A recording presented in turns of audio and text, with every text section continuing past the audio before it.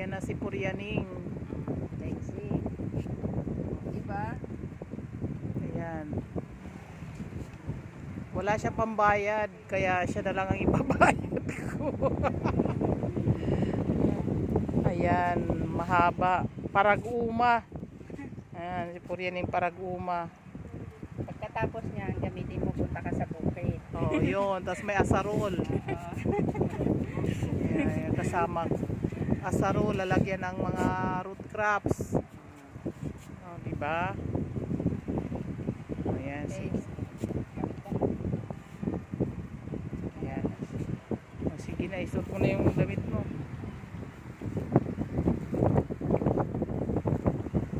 Diba, ang kaganda ng gown? Iwan ko dyan, aswang. Ang init-init kaya.